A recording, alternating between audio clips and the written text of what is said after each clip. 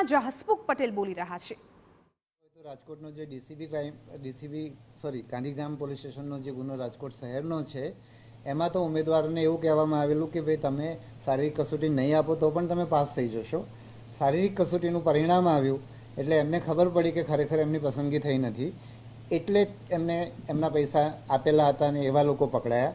એટલે આપણે ઉમેદવારોને પહેલેથી જ ચેતવેલા કે તમે આવી કોઈ વસ્તુમાં પડશો તો તમારા પૈસા જશે, પણ આપણે અત્યારે એક સ્ટેપ આગળ ગયા કે એમના પૈસા તો ગયા અથવા તો એમણે આવી લાલચમાં ઉમેર્યા હતા। અત્યાર સુધી આપણે જે લોકો એમને ફસાવતા હતા એમની વિરુદ્ધમાં જ આપણે કાર્યવાહી કરતા હતા, પણ જે લોકો આમાં ફસાય છે અને આવો ભરોસો રાખીને ખોટી રીતે સરકારી નોકરીમાં દાખલ થવાનો પ્રયાસ કરે છે એવા લોકોની વિરુદ્ધમાં પણ આપણે આ કાર્યવાહી કરી છે અને આમાંની મોટાભાગની સંખ્યા એવા પ્રકારના લોકોની છે।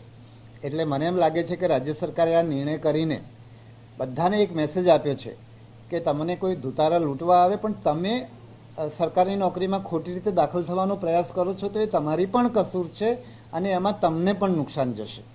એટલે એવા કેસીસ પણ એવા મોટાભાગના કેસીસ એવા છે। એટલે આના માધ્યમથી રાજ્ય સરકાર એક મેસેજ મોકલવા માગે છે કે તમે કોઈ રીતે આની અંદર સંડોવાશો નહીં, બધી ભરતી પ્રક્રિયા પારદર્શક રીતે આપણે કરી રહ્યા છીએ અને એમાં તમે તમારી મહેનત કરી અને શ્રેષ્ઠ આપવાનો પ્રયત્ન કરો।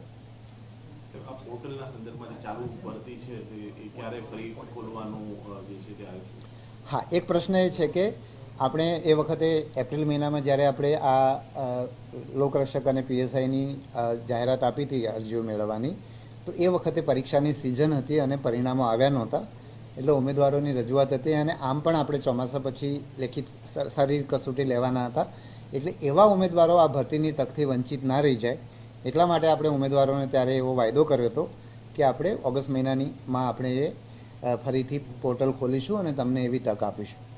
એટલે આપણે 26 ઓગસ્ટથી 9 સપ્ટેમ્બર સુધી એ પોર્ટલ આપણે ખોલી રહ્યા છીએ અને ઉમેદવારો કોઈ પણ કારણસર અગાઉ એમણે અરજી ના કરી શક્યા હોય પણ અત્યારે એ લોકો લાયક હોય અત્યારના તારીખો મુજબ તો એ લોકો આની અંદર અરજી કરી શકશે। જે લોકોએ અરજી પહેલાં કરેલી છે એ લોકોએ ફરી અરજી કરવાની નથી। ડુપ્લિકેટ અરજી કરીને પ્રવેશ કરવાનો પ્રયત્ન કરનારા ઉમેદવારોને ગઈ વખતે પણ આપણે એમને આમાંથી ડિબાર કરેલા હતા, તો આ વખતે પણ હું કહું છું કે જે લોકોની અરજી થઈ ગઈ છે એ લોકોએ ફરી અરજી કરવાની નથી।